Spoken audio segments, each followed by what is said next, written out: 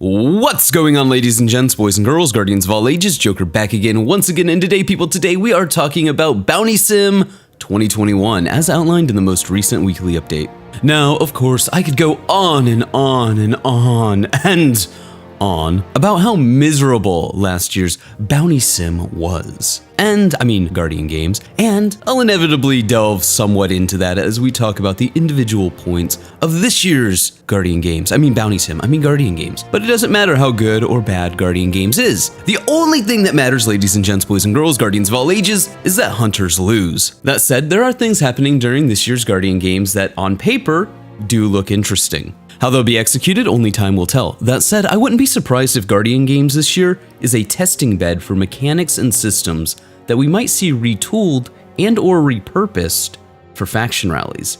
But more on that as we go through the update. Last year, we received a lot of feedback on how the overall scoring worked. You could read through this post for a refresher, but the TLDR was, we had class-specific scoring weighing to account for the differences in class population. We did this to make sure that hunters didn't have a huge advantage because of, well, how many hunters there are. This year, we won't be doing any individual weighing on the scoring. Everyone's points will count the same. At the start, scoring is always going to be somewhat of an issue when it comes to something like Guardian Games or even faction rallies, as factions like Dead Orbit or classes like Hunters will always be overrepresented in the population, meaning Bungie will always have to figure out a way to balance the scales, because if they don't, well, why would you bother playing? Just hand the award to Hunters day one because they outnumber the other classes 5-1. Easy. But back to the article. Medals have the following values: bronze 1 point, silver 2 points, gold 5 points, platinum 15 points. We still have to account for different class populations, so this year, the class that comes in third place each day gets a permanent 10% boost to scoring going forward. We tested this new scoring system using last year's data and a few other data sets, and it seems to provide a more competitive Guardian Games where we see different classes winning throughout the event. Hunters will likely win early on because of their population advantage, but as the bonuses kick in, the competition should tighten up quickly.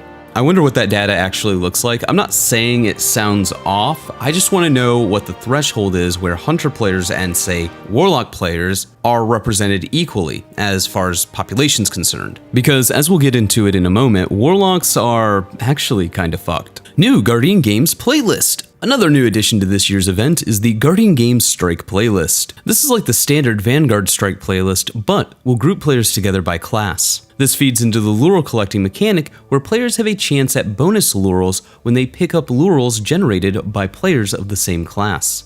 So, remember like 2.5 seconds ago when I said Warlocks were fucked? So you might remember my earlier comment about faction rallies, as matchmaking based on class or factions during this sort of event is something that people have been asking for since day one. That said, in both scenarios you run into the same issue, namely player population. Is there enough Warlock players, for example, on each platform, that wait times won't be ridiculous? This would actually be a larger issue for faction rallies if Bungie ever tried to use this system there, as faction population depends on loot, weapons, shaders, ornaments, etc. So hypothetically speaking, if Future War Cult doesn't have great loot, sure, you might have some people that still join them because, narratively speaking, Future War Cult just speaks to them as an individual. But how many people is that actually going to be? Now superimpose that same example to classes. That's something that I'd really like to see the data on, like what was the average wait time per class, because that is really going to affect the outcome of Guardian Games as well. Let's say, for example, if a group of hunters, it's called a coward by the way, can run a strike in 5 minutes and match in and out of lobbies quick, fast, and in a hurry because, well, the world is their oyster and there's more hunter players than anything else, they'll be able to run significantly more strikes in one day than a class that might have to wait a minute or 5 between strikes. But moving forward, modifiers. The new playlist will have gameplay modifiers added based on the previous day's classes' standings. Classes will get beneficial modifiers tied to gold, silver, and bronze placement. Gold. Health, shields, and recovery are increased. Kinetic weapons deal more damage. Silver. Melee abilities recharge faster. Elemental damage increased from Guardian sources. More heavy ammo available. Bronze. Grenade abilities deal more damage and recharge much faster. Elemental damage increased from Guardian sources. That sounds cool, and it is. Don't get me wrong, getting bonuses for how you placed that help you the next day is a cool reward. But I can also see the snowballing. Like, let me get this right. Let me make sure I understand what's going on here. We're going to have classes that have disproportionate matchmaking wait times based on player population. And now we're going to make it easier for classes that are already winning to run strikes even faster. Really? Like, don't get me wrong, this would be really cool if it was just these modifiers, both the positive and the negatives that we'll talk about in a moment.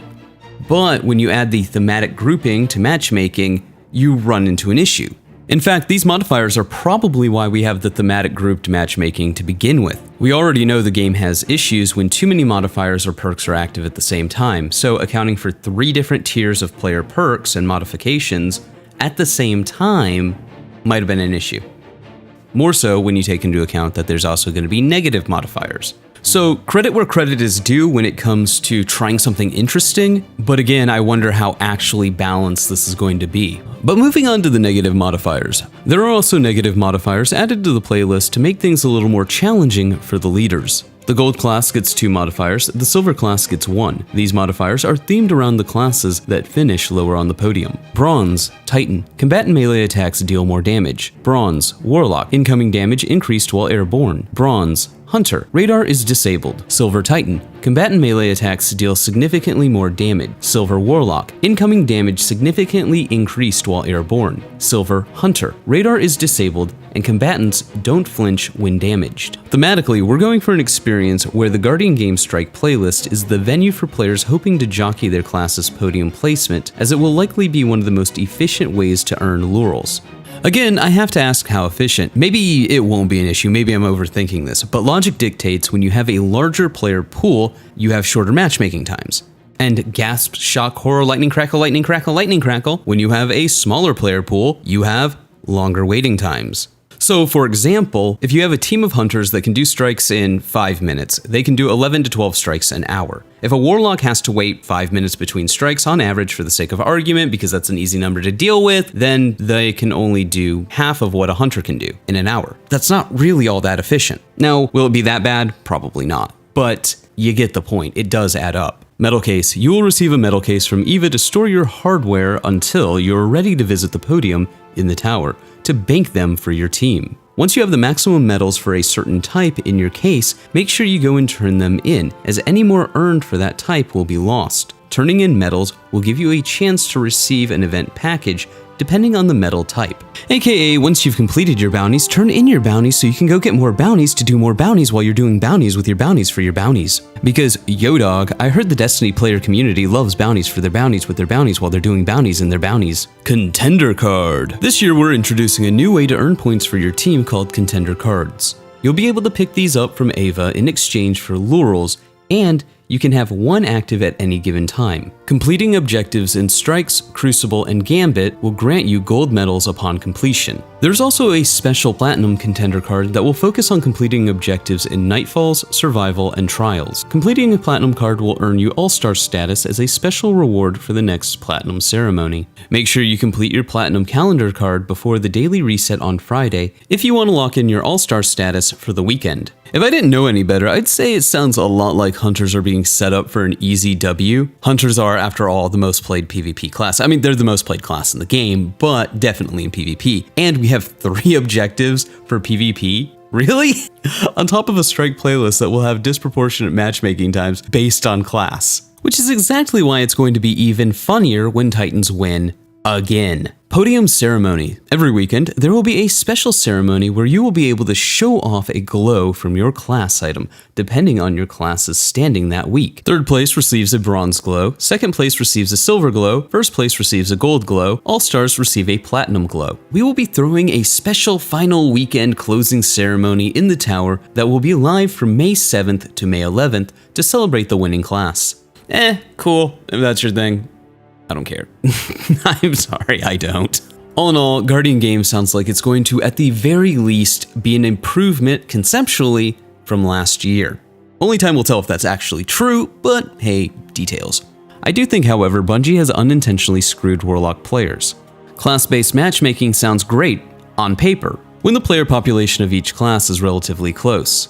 but it's not. Now, whether or not this is as big of a deal as it sounds conceptually remains to be seen, but I wouldn't be surprised if we see Warlocks switching to other classes for Guardian games much like they did last year, just so they can participate in the event. I hope that really doesn't have to be the case, and I hope that there are bounties and other objectives that will help split the difference. That said, Warlocks, when you're switching classes, just remember to have your Caress of the Falling Star ready. I'm not saying, I'm just saying. Anyways, those have been my thoughts. Let me know yours in the comments below. Remember to like, but only if you did. Subscribe for more. Feel free to donate to my Patreon if you're feeling particularly generous, but above all else, stay frosty.